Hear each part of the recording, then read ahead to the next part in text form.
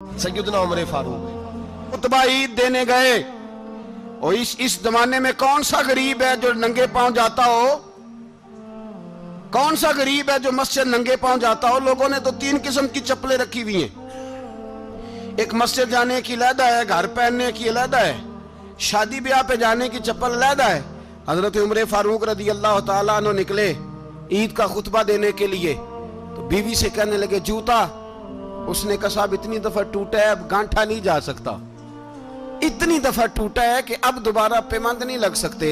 तो हजरत उमर कहने लगे चल कोई अर्ज नहीं है, बगैर जूते के नंगे पैर ही चलते हैं, कोई अर्ज नहीं। तो कहने लगे लोग क्या कहेंगे? फरमाया चुप कर। लोग जिस दिन उमर ने ये देख लिया ना लोग उसके बारे में क्या कहते हैं, उस दिन उमर उमर नहीं रहेगा। तो कहा फिर आपका नजरिया क्या है? फरमाया मेरा नजरिया ये है कि रब रसूल मेरे बारे में क्या कहते हैं। लोगों का क्या है? लोग कल किसी के बारे में कुछ कहते हैं और परसों कुछ कहते हैं। मेरा नजरिया ये है कि रब रसूल मेरे बारे में नंगे पैर उमर जा रहे हैं। कौन जी? मैं बड़ा माड़ा। अच्छा जनाब क्या क्या गुर्बत है? 10 किस्म के जोड़े लटके हुए हैं कमरे में और पहनने की फुर्सत नहीं। सवेरे क्या पहनना है, शाम क्या पहनना है, 15-15 सूट इकट्ठे इस्त्री होके लॉन्ड्री वाला भेज रहा है। और तू गरीब है, तू बहुत बड़ा गरीब है। इसलिए कि गुर्बत पैसों की वजह से नहीं होती, गुर्बत तो दिल की होती है। तू वाकई बड़ा गरीब है और तू गरीब ही रहेगा। अमीर तो उमर फारूक थे, उमर फारूक थे जो नंगे पांव चले गए ईद की नमाज पढ़ाने। तो रास्ते में जो मिला कहने लगा उमर जूता तो पहन लो। फरमाया तुम्हें उमर का जूता ना पहनने का नक्श तो नजर आया है, कोई अर्ज नहीं। अगर उमर को कभी बताना हुआ तो वो वाला नुक्स बताना जो उमर की सीरत में पैदा हो, किरदार में पैदा हो, वो वाला नुक्स बताना। ये छोड़ो जूते आते जाते रहते। नंगे पांव गए, पांव धोए, नमाज पढ़ाई, लौट आए। ओ भाई यहां तो हमारा बनाव सिंगार उतरना, जितनी तवज्जो कपड़ों की तरफ है इतनी तवज्जो कभी हमारी इल्म की तरफ होती ना, जितना ज़ौक शौक हमारा बनाव सिंगार की जानिब है, इतना बनाव सिंगार कभी हमारा इखलाकियात की जानिब होता तो मामलात बड़ी हद तक संवरे हुए होते। हजरत सैयदना फारूक आजम रदी अल्लाह ताला अपनी जिंदगी को तरतीब दिया। एक दिन भी खिलाफत नहीं मांगी अल्लाह से। हजरत औफ बिन मालिक अशजई एक सहाबी हैं। हजरत औफ बिन मालिक रदी अल्लाह ताला अन्हु फरमाते हैं कि जनाब अबू बकर सिद्दीक का जमाना था तो मैंने ख्वाब देखा। मैंने ख्वाब में जनाब उमर को देखा और मैंने देखा कि कोई कहने वाला कह रहा है कि उमर वो है कि अल्लाह के रास्ते में कोई इसे जितना मर्जी बुरा भला कहे ये परवाह नहीं करता। किसके रास्ते में? बोले सारे। इसका मतलब है अल्लाह के रास्ते में लोग बुरा भला भी। कुरान मजीद ने कहा वला यखाफून लौमत लाइम। कुछ लोग ऐसे हैं जो बुरा भला कहने वालों की परवाह नहीं करते। आप यकीन करें अगर परवाह शुरू हो जाए ना तो दीन का काम खत्म हो जाए। ना कोई तकरीर करे, ना कोई तदरीस करे, ना कोई पीरी मुरीदी करे, खत्म हो जाए अगर बातों की परवाह हो। लेकिन वो परवाह हजरत औफ बिन मालिक अशजी कहते हैं मैंने ख्वाब में देखा कि उमर वो है जो किसी की परवाह। और दूसरी बात मैंने ये देखी कि उमर खलीफा बनेगा। और तीसरी बात मैंने ख्वाब में ये देखी कि उमर शहीद भी किया जाएगा, उमर शहीद भी होगा। ये मैंने 3 बातें ख्वाब में देखी। फरमाते हैं मैंने आके ख्वाब हजरत अबू बकर सिद्दीक को सुनाई, वो खलीफा थे। वो कहने लगे ठहर जा, मैं उमर को बुलाता हूं, उसके सामने दोबारा सुनाना, उसके सामने। फरमाते मैंने बुलाया हजरत उमर फारूक को, आके बैठे, ख्वाब शुरू हुआ। का एक बात तो मैंने ये देखी कि आप मलामत करने वाले की परवाह नहीं करते, दूसरा आप खलीफा बनेंगे। जनाब उमर कहने लगे चुप कर, अबू बकर के सामने ही कह रहा है, चुप कर, खलीफा के सामने ही कह रहा है। तो अबू बकर सिद्दीक कहने लगे उमर इसे कहने दो, मुझे लगता है रब की रजा यही है कि मेरे बाद अगर मुस्तफा का मिंबर मिले तो उमर को मिले, इसे कहने दो। यार यहां तो लोग डींगे मारते हैं, यहां तो लोग दावे करते हैं, मेरे सामने फलाने को भी बिठाओ, फलाने को भी बिठाओ, उसको क्या पता, इसको क्या पता। ये तो बढ़के मारने का दौर है।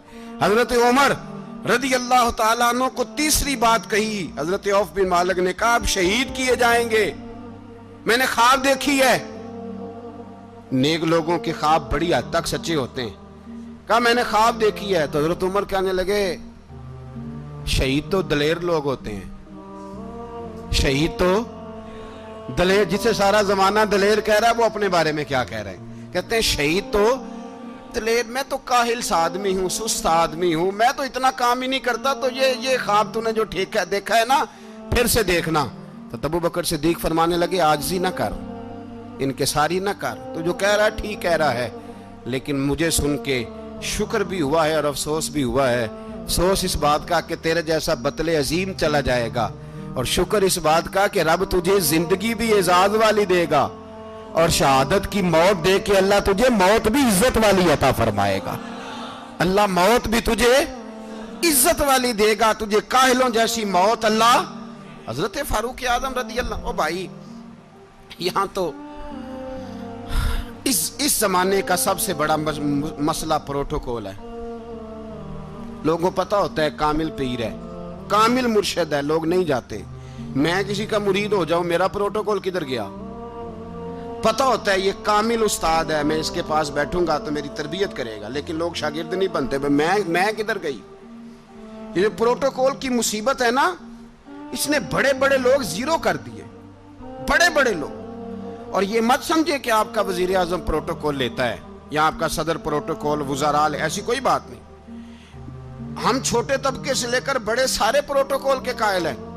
ہمارا تو داماد بھی کہتا ہے کہ مجھے پوچھا نہیں میں تمہارے گھر کیوں آؤں. ہمارا تو بھائی ہر شخص اعلان کرتا ہے پروٹوکول کا, فلانے نے عزت نہیں دی تو واپس آ جاؤ, فلانے نے سلوٹ نہیں کیا تو واپس آ جاؤ. لوگ جہاں سلوٹ کرنا چاہیے وہاں بھی سلوٹ کرانے کے قائل ہیں. پر حضرت عمر رضی اللہ تعالی, حضرت عمر کی سادگی اور پھر جناب عمر کی عاجزی, جب انسان اپنے اوپر سوار کر لیتا ہے نا, سوار کر لیتا ہے, میں بدکار پرانا خادم, کسے در ملی نٹ ہوئی, تے واصف یار نے نظر جو کیتی تے واصف ہی ہو. میں اکثر سوچتا ہوں حضور نے جہاں بھی کہا نا, فرمایا میرے بعد نبی ہوتے تو خطاب کے بیٹے عمر ہوتے. حضور نے فرمایا عمر جس رستے سے جاتا ہے شیطان وہ رستہ بدل جاتا ہے. نبی پاک صلی اللہ علیہ وسلم نے فرمایا میرا عمر وہ ہے کہ اس کی زبان پر حق جاری ہے. حضور علیہ السلام نے فرمایا 950 سال حضرت جبریل میرے عمر کی شان بیان کریں تو ان کی عظمت ختم نہیں ہوتی. 950 سال جبریل عظمت بیان کرے تو ختم نہیں ہوتی. یہ بات ہے حضرت عمر کی. اور فرمایا عمر ابو بکر کی نیکیوں میں سے ایک نیکی ہے, یہ شان ہے اب عمر فاروق رضی اللہ تعالیٰ عنہ کی. حضور نے فرمایا میرے بعد نبی ہوتے تو عمر ہوتے, جس گلی سے عمر آئے شیطان رستہ بدل جائے. میرے عمر فاروق کی شان 950 سال بیان ہو تو ختم نہ ہو. عمر کی زبان پر اللہ حق بیان کرتا ہے, جو عمر کہتا ہے وہی رب کر دیتا ہے. حضور ساری زندگی فضیلتیں بیان کرتے رہے, عمر جواب میں کیا کہتے ہیں؟ کوئی بتائے نا کہ یہ والی حدیثیں کبھی عمر نے بھی روایت کی ہوں کہ حضور نے میرے بارے میں یہ کہا ہے. یہ روایتیں وہ روایت نہیں کرتے. ان سے جب لوگ کہتے عمر تیری بڑی بات ہے تو عمر رو پڑتے, کہتے میں تو اونٹ چرانے والے باپ کا بیٹا ہوں, میں تو اونٹ چرانے والے باپ کا بیٹا, اونٹ چرا. اس سے آگے عمر گئے ہی نہیں ساری زندگی, اس سے آگے لفظ ہی نہیں ادا کی. اور میں تو بھائی اونٹ چرانے والا, میرا باپ تو اونٹ چرایا کرتا تھا, 10 اونٹ تھے, میری ڈیوٹی ہوتی تھی, سنبھالے نہیں جاتے تھے, ابا ڈنڈوں سے مارتا تھا. ساری زندگی عمر حج کرنے گئے, ایک خشک تنا کھجور کا عمر فاروق رضی اللہ تعالیٰ عنہ نے اس کو اپنے کلاوے میں لیا, رونے لگے. لوگوں نے کہا عمر کیا ہوا؟ فرمانے لگے یہاں میں اونٹ چرایا کرتا تھا, یہاں میں اونٹ چراتا تھا, 10 اونٹ سنبھالے نہیں جاتے تھے. دیکھو رسول اللہ کی شان, آج ساری امت چلانے کا طریقہ عطا فرما دیا ہے. ساری نظریے سے پیار. یار پیسہ کس کو برا لگتا ہے؟ آپ جس آدمی کی 50 کروڑ کی پراپرٹی ہے اس کو پوچھیں سب سے غریب, آپ کو وہی نظر آئے گا. وہ کہے گا میں ٹائٹ ہوں, حالات بڑے. میں کئی باری پوچھے انہوں نے, میں کہتا ترجمہ بھی 10 چھڑوں کی, ہمیں تو سمجھ نہیں آتی. اور ٹائٹ حالات کون سے ہوتے ہیں جی؟ جس آدمی کا کروڑوں میں کاروبار ہے نا, اس کو آپ چھیڑے وہ رونے لگ جائے گا, رونے. تو کئی میں نے ایسے دیکھے ہیں کرائے کا مکان ہے, ان سے پوچھے صاحب کیا حال ہے تو کہتے ہیں جتنی اللہ نے شان والی زندگی ہمیں عطا کی ہے کسی کو نہیں دی ہوئی. اس کا مطلب ہے خوشی بھی یہی ہے اور غم بھی یہی. اندر سے خوشی ہے, اندر سے ہی. تو نے اگر راضی رہنا ہے تو ادھر سے رہنا ہے, ناراض رہنا ہے تو بس اپنے آپ کو خوش رکھے گا تو ہو جائے گا. سارے صحابہ مل کے آئے, کہنے لگے عمر فاروق سے کہنا ہے نبی پاک کے زمانے میں تو ظاہراً غربت تھی, ابو بکر کے دور میں بھی غربت تھی, اب تو بڑا محال ہے. عمر سے سفارش کرو کہ عمر نیا کرتا پہنا کرے. ملکوں کے سفیر آتے, عمر وہی پھٹی پرانی چادر اوڑھ کے اور وہی کئی جگہ پہ پیوند لگے سوٹ پہن کے سفیروں کے سامنے بیٹھ جاتا ہے. عمر کو مشورہ دو, طے ہو گئی بات. سب نے جب مشورہ دے لیا تو سارے کہنے لگے یہ بتاؤ شیر کی مونچھ کو ہاتھ کون لگائے گا, کہنا کس نے ہے, بندہ بھی تو ڈھونڈو نا. نے کہا جناب میرا یہ خیال ہے کہ مولا علی شیر خدا کہیں گے, کیونکہ جس شخص کی عمر کو سب سے زیادہ حیا کرتے دیکھا وہ شیر خدا مولا علی ہے رضی اللہ تعالی. علی کہیں گے اس لیے کہ جناب علی تو کئی دفعہ جب گفتگو کرتے تھے تو حضرت عمر چپ کر جاتے تھے اور فرماتے تھے علی نہ ہوتا تو میں ہلاک ہو جاتا. تو کہا علی سے کہو. جناب علی شیر خدا کو بلایا, کس کام کے لیے جی؟ اللہ اکبر. یہ ذرا اپنے اس دور پہ اس بات کو ذرا لاکا جناب ان سے کہیں کہ زیادہ نہیں, ایک کرتا نیا پہن لے. سفیر آتے ہیں, وزیر آتے ہیں تو ایک کرتا نیا پہن لے. حضرت علی کو بلایا, آپ فرمانے لگے کوئی اور بات ہوتی تو میں کہہ دیتا, یہ والی میں نہیں کہہ سکتا. کوئی اور ہوتی تو میں عمر کو کئی دفعہ کہہ دیتا ہوں, جلال میں بھی تو سن, یہ والی میں نہیں کہہ سکتا. میں تمہیں ایک مشورہ دیتا ہوں. کہا وہ کیا؟ کہنے لگے سیدہ عائشہ صدیقہ سے کہو, وہ مومنوں کی ماں ہے, عمر ٹالے گا نہیں. اماں جی سے جا کے کہا اماں جی نیا کرتا عمر سے کہیں پہن لیں, وزیر آتے ہیں بڑے بڑے لوگ تو چلو کوئی عرض نہیں. اماں جی نے کہا اچھا کوئی بات نہیں میں بلا لیتی ہوں. جناب عائشہ نے پیغام بھیجا. جب خادم نے کہا نا مصطفیٰ کے گھر سے پیغام آیا ہے تو 20 لوگ بیٹھے تھے. عمر کانپتے ہوئے اٹھے, کانپتے دوڑے. حضرت عائشہ پردے میں تھی تو فرماتی ہیں عمر اتحیات کی حالت میں بیٹھ گئے. کہا اماں جی دیر تو نہیں ہو گئی مجھے آنے میں؟ کہا نہیں ٹائم پہ آ گئے ہو. کس لیے بلایا تھا؟ کہا عمر دیکھو غربت کے معاملات اور ہوتے ہیں, جب اللہ آسانی دے تو کوئی چیز استعمال کرنا حرام نہیں ہوتی, اگر حرام ہے تو بتاؤ. کہا نہیں اماں جی حلال ہی ہے. تو فرمایا پھر اتنے سفیر آتے ہیں, مشیر آتے ہیں, اب تو مال غنیمت بڑا آتا ہے, ڈھیر لگ جاتے ہیں مسجد میں, تو چل ایک نیا کرتا تم بھی پہن لیا کرو. اور آپ نیا کرتا پہنو گے تو دھاک بیٹھے گی غیروں پر. تو صحابہ کا مشورہ ہے کہ آپ نیا لباس پہنے. اماں جی کہتی ہے میں نے حکم دیا تو عمر چپ کر گئے, گردن جھک گئی. تھوڑی دیر کے بعد سیدنا عمر فاروق نے سر اٹھایا تو داڑھی پہ آنسو گر رہے تھے, رو پڑے.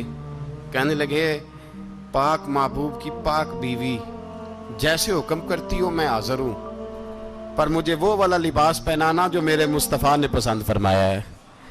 سیدنا عمر فاروق میرے نبی پاک علیہ السلام نے فرمایا فرشتے 950 سال میرے عمر کی شان بیان کریں تو ختم نہیں ہو سکتی.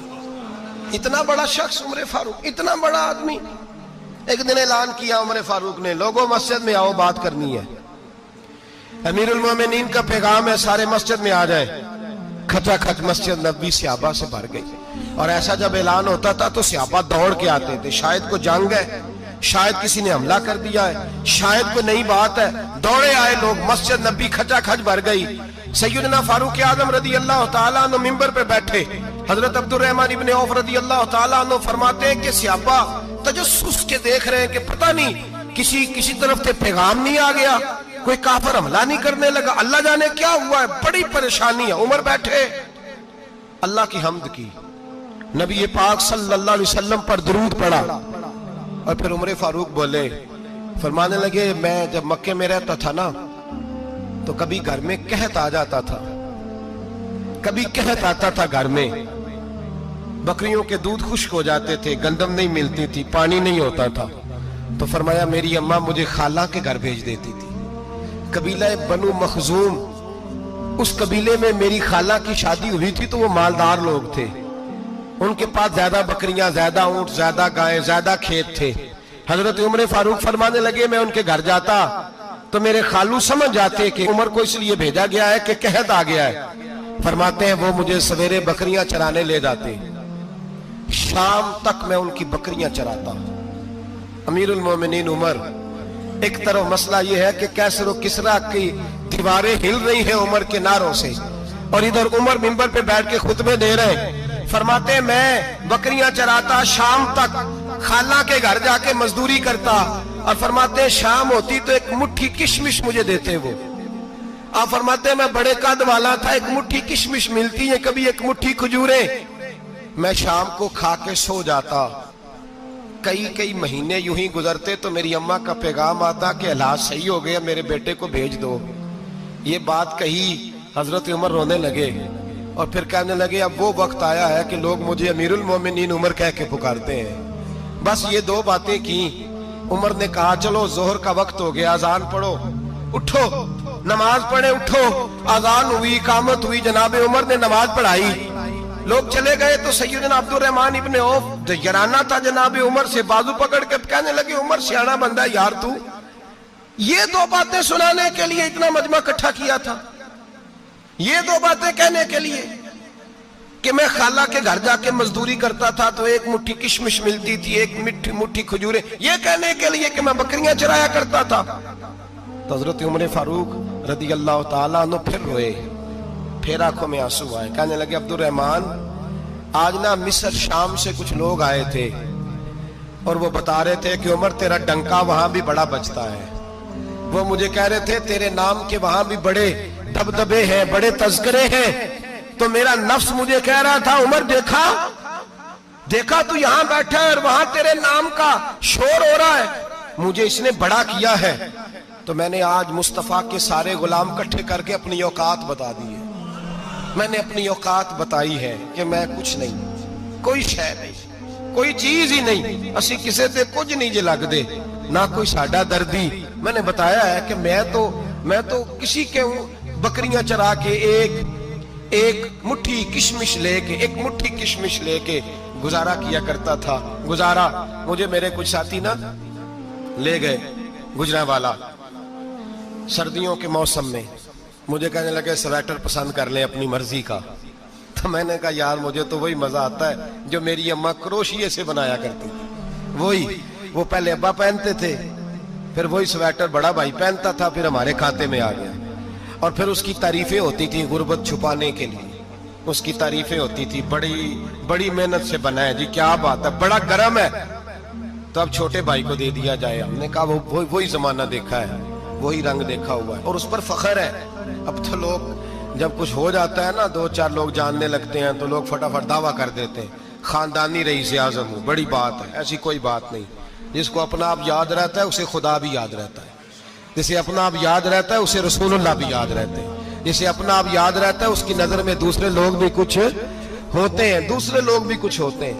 میں عمرے کے لیے حج کے لیے جاتا رہتا ہوں، رب مجھے اپنے فضل سے بلا لیتا ہے۔ تو میں ایئرپورٹ سے نیچے اترا تو ایک صاحب میرے جاننے والے تھے، دوڑ کے آئے اور مجھے کہنے لگے کیا بات ہے، سنا ہے اس دفعہ آپ سعودی ایئر لائن سے آئے، سیدھا مدینہ شریف آئے، کیا بات ہے آپ کی؟ اور میں نے کہا صاحب چھوڑ دیں، میں بھی جب پہلی دفعہ آیا تھا تو میں بھی بڑا گور کے ایئرپورٹ دیکھتا تھا، میں نے کبھی دیکھا جو نہیں تھا، میں بڑا گور کے دیکھتا تھا، کوئی ایسی بات نہیں ہے، یہ نظام قدرت ہے، بادشاہ کے فیصلے ہیں، وہ جب چاہتا ہے جس طرح کے چاہتا ہے فیصلے فرما لیتا ہے، تو یہ اس کے فیصلوں کی بات ہے۔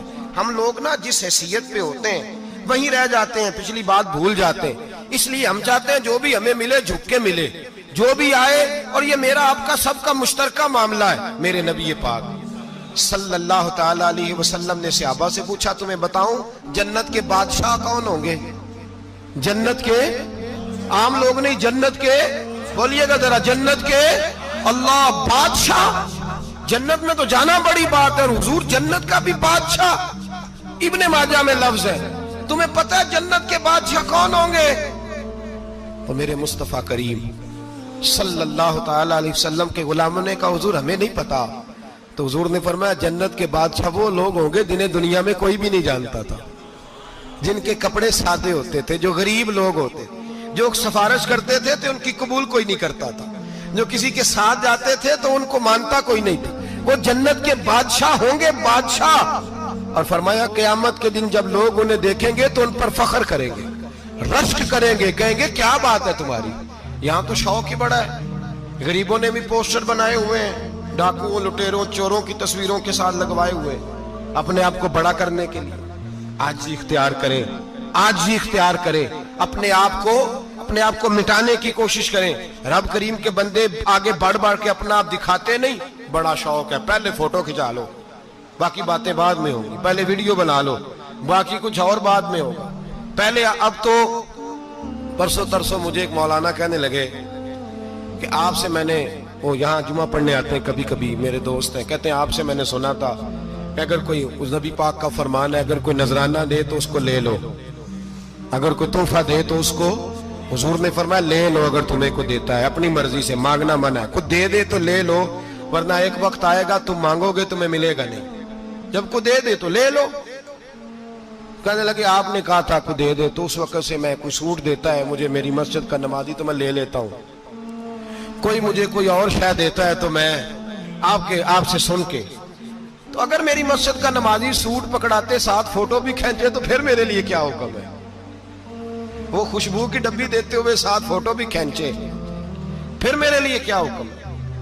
کہنے لگے رمضان میں یہ حال ہوا ہے کہ لوگ کپڑے دے رہے تھے اور فوٹو کھینچ رہے تھے. کیا چکر ہے، کہاں چلے گیا. غریب آدمی کی عزت نفس کو کچل ڈالا پکڑ کے. ایک جوڑا سال کے بعد امام کو دیا، اس کی بھی تصویر کھینچ کے فیس بک پہ دے ڈالی. یہ ہماری آج. اور اگر آپ نے ابھی تک ہمارا چینل سبسکرائب نہیں کیا تو فوراً سبسکرائب کیجئے، ساتھ ہی بیل آئیکن پر کلک کریں تاکہ مزید آنے والی ویڈیو ہیں وہ آپ کو وقت پر ملتی رہیں. اللہ حافظ.